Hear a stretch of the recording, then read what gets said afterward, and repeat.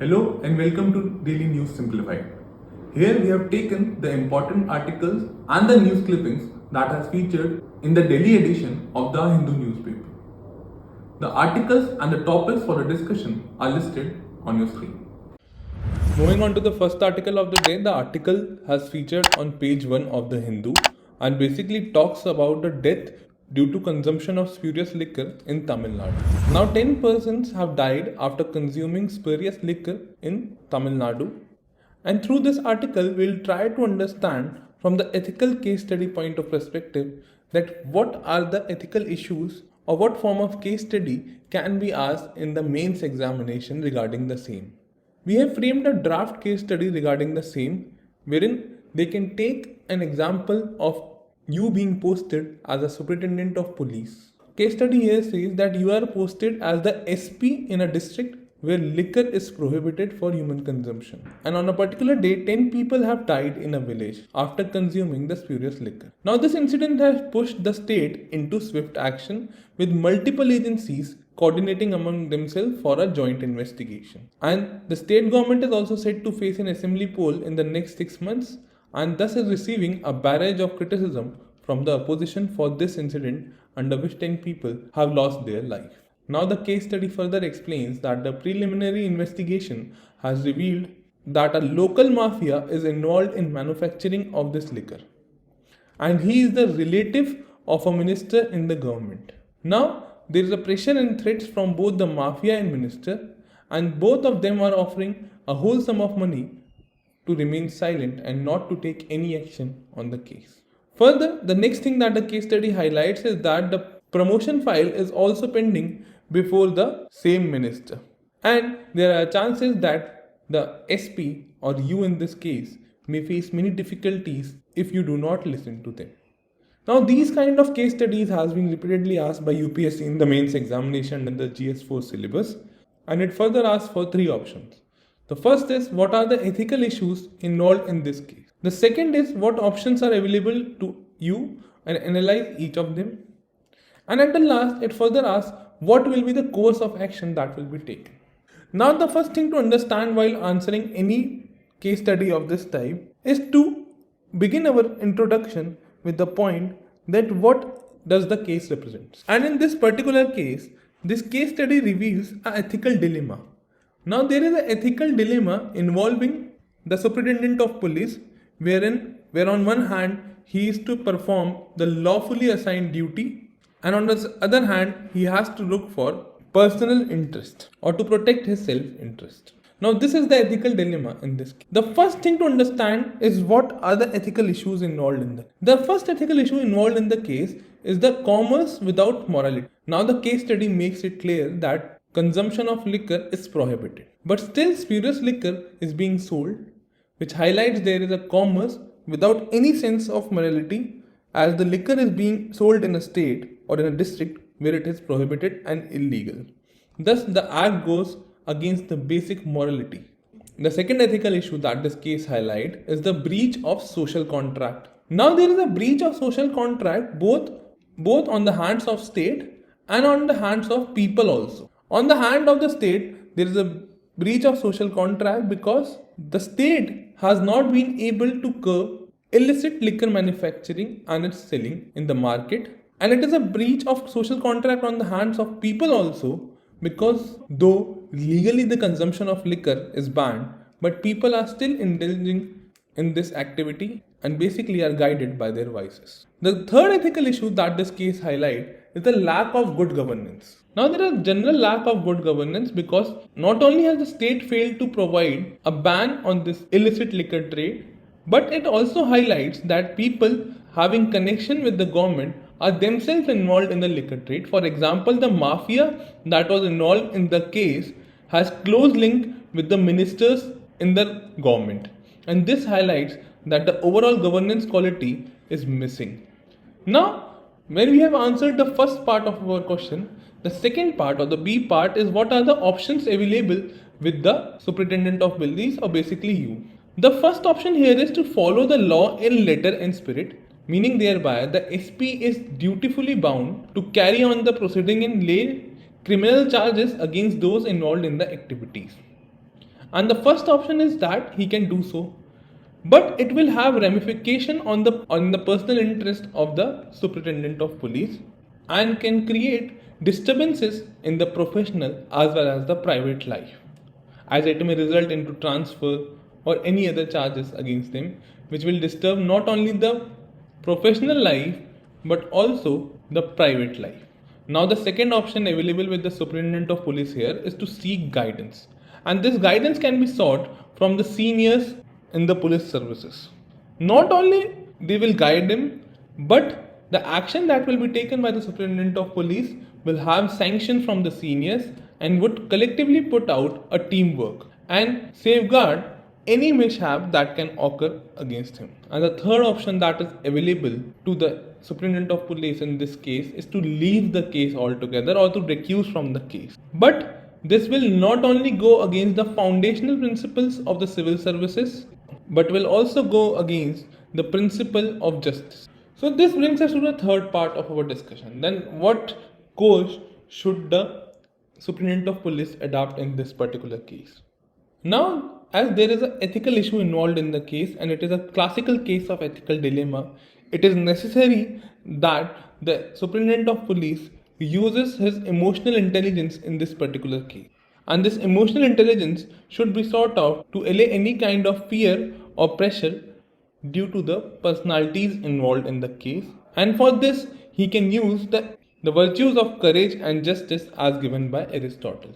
And further, being a part of the legal administrative system, the superintendent of police, not neglecting any part of his duty, should follow and all internal instruments wherein he should follow the law, plus he should also take the advice from the seniors and also involved using all the legal methods that are at its disposal.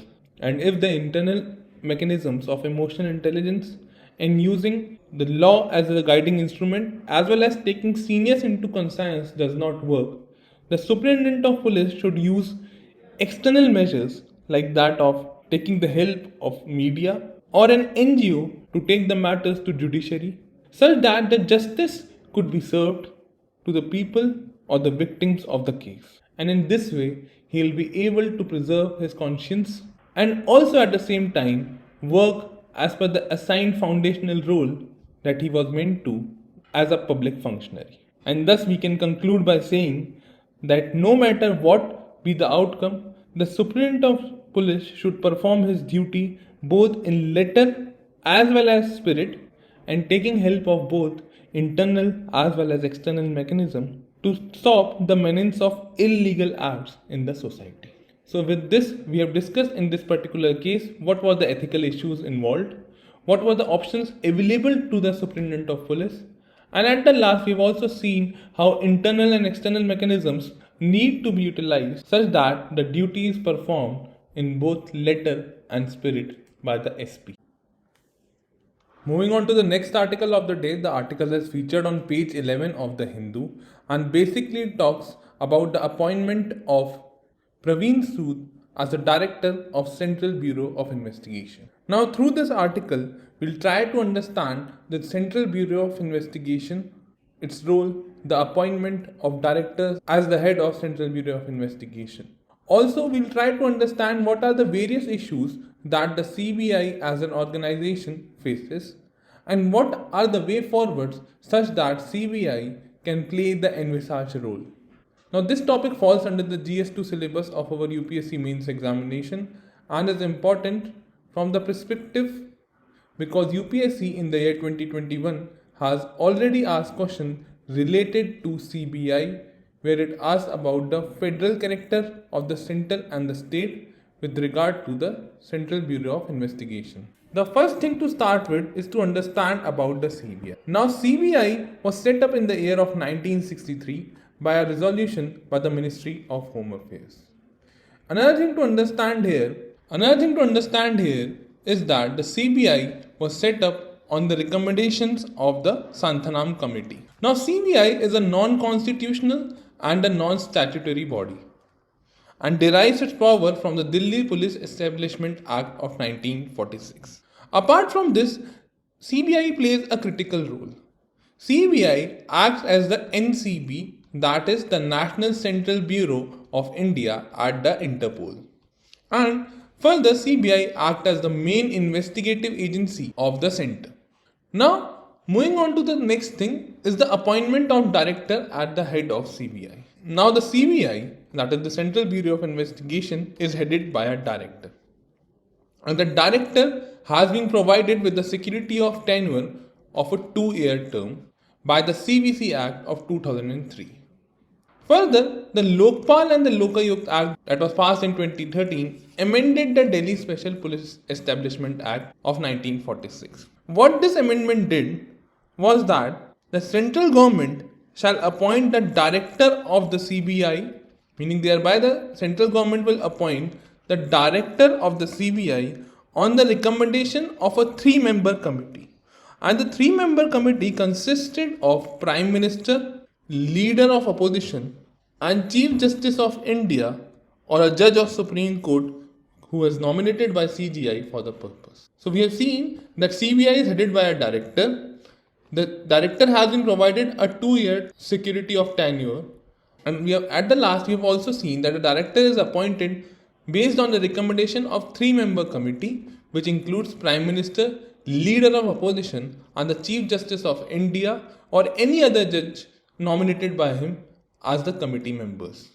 And this provision was included after the amendment in 2013, which amended the Delhi Special Police Establishment Act of 1946. Now that we have discussed about the basics of the CBI, that is how the director is appointed and the basic function of CBI as an investigative agency of the center. Apart from that, there are also other functions of the CBI. CBI investigates cases of corruption, bribery and misconduct. It also investigates cases related to fiscal and the various economic laws. Apart from that, serious crimes are also investigated by CBI which may have national or international ramification, and at the same time, to ensure federal structure, CBI also coordinates with the state police forces. On certain occasions, CBI also takes up the investigation of conventional crimes like that of murder, kidnapping, etc. on the reference that are made by the state government or when it is so directed by the Supreme Court. So it is clear that CBI plays a varied and diversified functions as its primary role. But the CBI as an organization, despite of its critical role in investigation, is also marred by various challenges. The first challenge that the CBI faces is related to the jurisdiction. Now the CBI's jurisdiction is limited to certain type of cases that involves corruption or economic offenses primarily. And this has led to the question on the efficacy of this organization to tackle critical issues like that of terrorism or organized crime for that matter. The second challenge that the CBI faces is the withdrawal of consent. Now, in the past, 9 states have withdrawn their general consent to the CBI. There has been increasingly instance of hostile relations between the center and the state government, which has led to withdrawal of such general consent to the CBI, as the state government accuses that the CBI is used by the central government to target the opposition leaders in the state. The third challenge that the CBI faces today is the political interference. Now, it is being argued that CBI is used as a tool, and this tool is being used by the ruling government to target the political opponents. Another challenge that the CBI faces today is the lack of autonomy. There is a lack of autonomy, as though CBI is to be an independent investigative agency, but it often faces interferences from the government and its officials. For example, in 2018, the then CBI director Alok Verma was removed from his post and was sent on leave by the government, which led to the controversy surrounding the autonomy of such premier investigative agency. The next thing or the next challenge that the CBI faces today is the delay in the investigation. Now CBI has been credited with the slow pace of investigation that it conducts, and this was also highlighted by the fact of the 2G case. The investigation under the 2G spectrum scam took several years to complete, which led to the criticism both from the public and the media. And this slow pace of investigation is highlighted as a major lacune of CBI, which also called the delays in the justice. The next challenge that the CBI faces is the lack of transparency of the organization. Now, CBI as an agency has refused the disclosure of information under the Right to Information Act and has been challenged in courts by activists as well as journalists. For example, in the 2017 Ryan International School murder case, the CBI was criticized for this aspect as it did not disclose the key information about the investigation. Thus, the lack of transparency and the refusal of CBI to disclose information under the RTI further invites criticism for this organization. The next criticism comes from the corruption. Now, the CBI is given the primary task of investigating the corruption cases. But there are reports of corruption within the agency. For example, in 2018, the CBI arrested its own DSP, Devinder Kumar, for allegedly falsifying records in case against the meat exporter Moin Qureshi. So, the CBI as an organization, though primarily given the task of tackling the cases or investigating the cases related to corruption, but is not free from corruption itself. Another major challenge or criticism of CBI is the inefficient functioning and the use of resources for the. Now, the resources of the CBI are often stretched, and the agency has a backlog of thousands of cases under it. This has led to the demand of increasing manpower and resources. CBI as an organization is also being challenged on the lack of expertise. It has been argued that the CBI lacks the expertise to handle the complex cases. For example, the CBI's investigation in the murder of journalist Gauri Lankesh was criticized for being shoddy and inadequate. And at the last, in the recent times, CBI has also witnessed internal conflicts within the organization or within the agency itself. And this was the issue between the former director of CBI, Alok Verma, and his deputy, Rakesh Asthana, who have accused each other of corruption as well as interference in the ongoing investigation. And this led to not only internal conflict but also factionalism within the CBI itself and has eroded the credibility of this premier organization. Now that we have seen the issues related to the general functioning as well as the general problem and challenges faced by the CBI, we need to understand what can be done such that the CBI perform its given role. The way forward is to ensure greater autonomy for the CBI. Now, greater autonomy has also been recommended by the Second Administrative Reform Commission's report, which has recommended enactment of a comprehensive central legislation to remove the deficiencies of not having a central investigative agencies. And this comprehensive central legislation will provide the investigative agency its own laws and charter. And the organization will run on these laws and charter and perform the duties and the function assigned, with less scope for discretion or interference by the political masters. Now, the second thing which can be done to improve the condition of CBI is to increase the jurisdiction of CBI.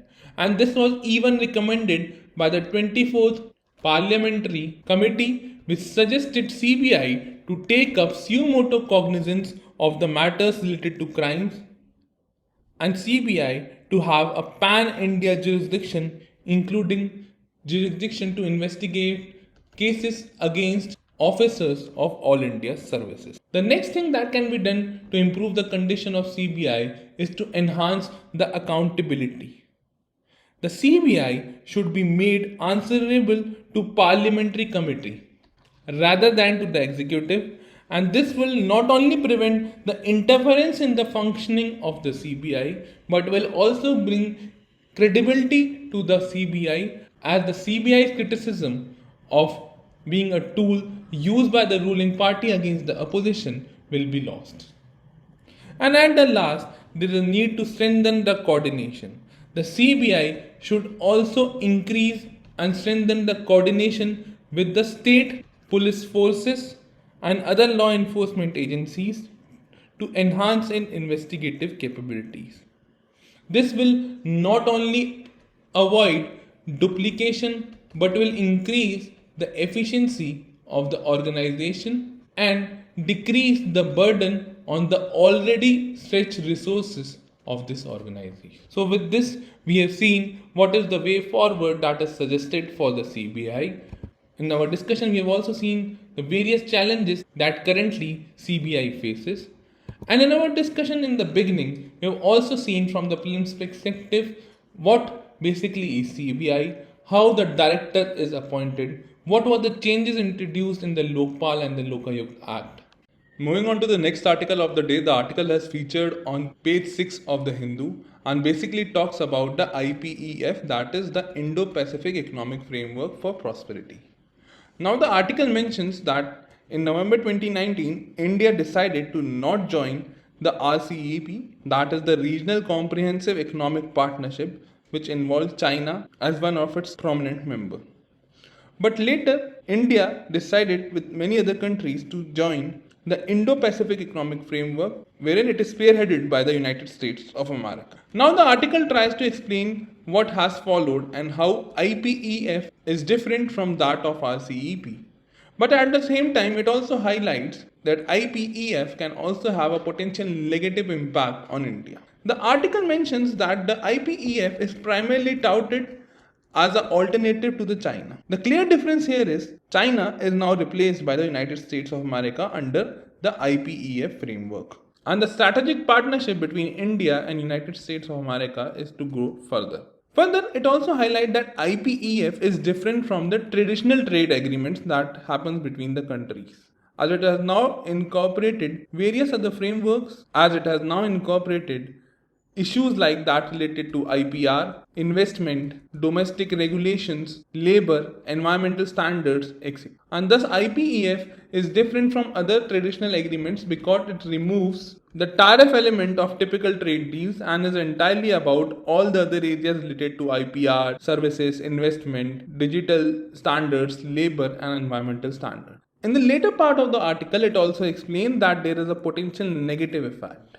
The potential negative effect, as the assessments done by the various experts show, that IPEF would result in a complete stranglehold over the economic system of the participating countries and will give advantage to the United States of America. It further explains that it will stranglehold the domestic industrialization of the country. Further, in case of India, India has decided not to join the pillar related to the trade.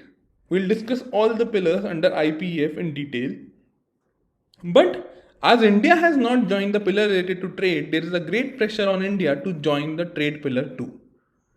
And joining this trade pillar, as explained by various analysts, is the worst, as it will contribute to developing of new economic architectures. At the last, the article also explains that IPEF has already had deep implications in agriculture in terms of genetically modified seeds, foods, and is surrendering the space for the regulation of big tech under the digital trade sphere.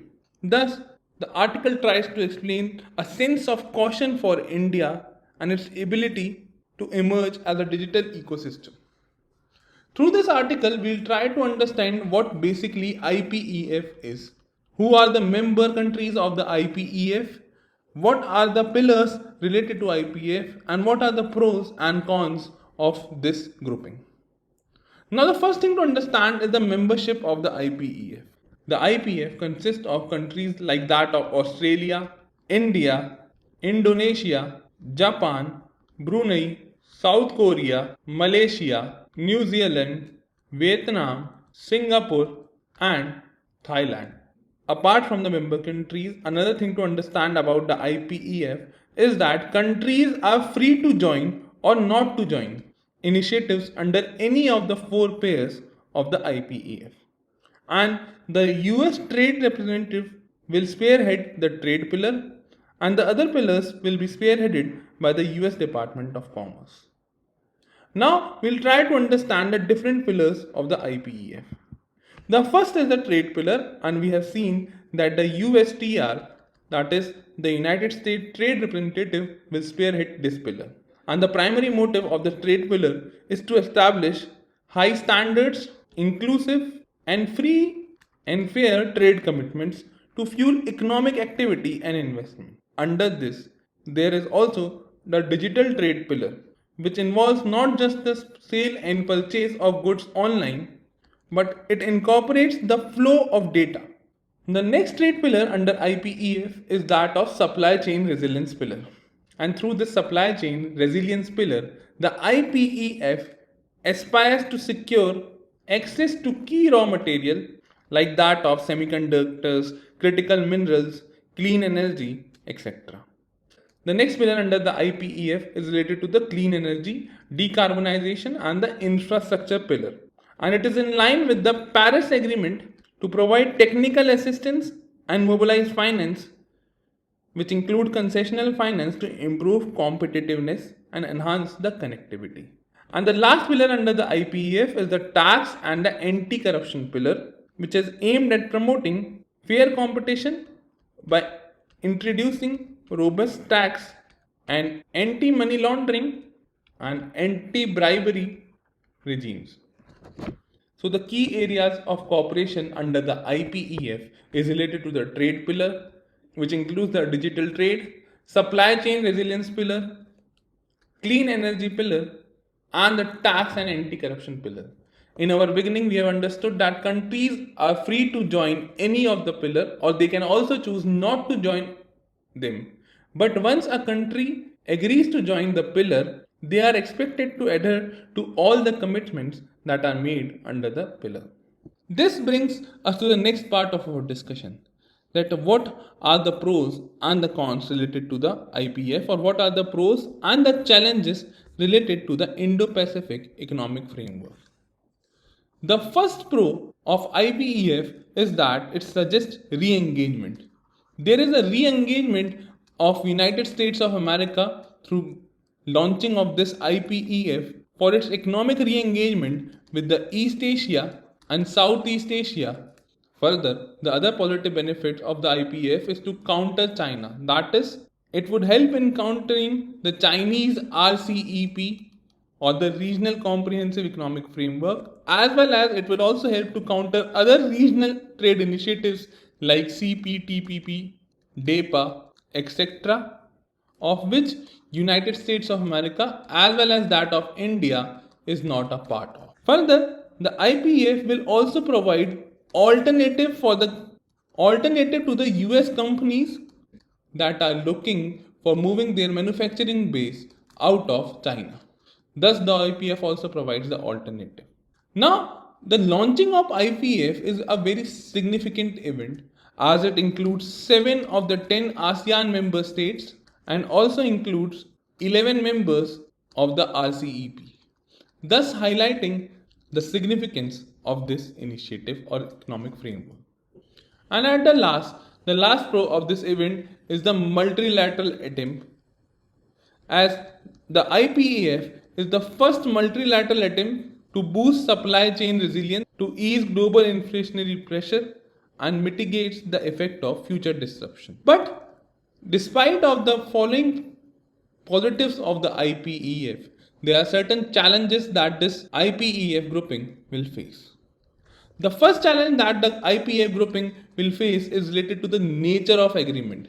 Now it is to understand the IPEF is not like a traditional agreement. It is a non-traditional agreement between the parties. The second challenge that the IPEF is faced is due to the structure and the multiple modules that it follows, as IPEF has module related to the fair and resilient trade, infrastructure, decarbonization, tax and corruption. But the IPEF also provides the flexibility which we have discussed, that the countries are free to join or not to join any of the pillar under the IPEF. Thus, a country joining a particular module has to oblige by all the rules under the module, but a country can also decide to not join the module in the first place also. And this bears a question mark on the significance of this initiative. Now, another issue is related to the commitments. The digital trade is being overlooked by the United States trade representatives, which involves some of the binding commitments. But the IPEF will not include market access commitments, such as lowering of tariff barriers, as the nature of agreement is more in the administrative sense. Further, the trade agreement will involve ratification by the Congress, as it is not mandatory. Critics also highlight that the IPEF framework provides domination to security over the economics. And at the last, there is also a geopolitical sense of caution under the IPEF, because we can take the example of Taiwan here. Taiwan had all the merits to join the IPEF and even showed interest in joining the IPEF. But the exclusion of Taiwan, a prominent US ally, from this IPEF arrangement exhibits the geopolitical caution by United States of America. So these were the challenges related to the IPEF. Further, the IPEF also have some concerns for India, as there is a preference to free and open data flow.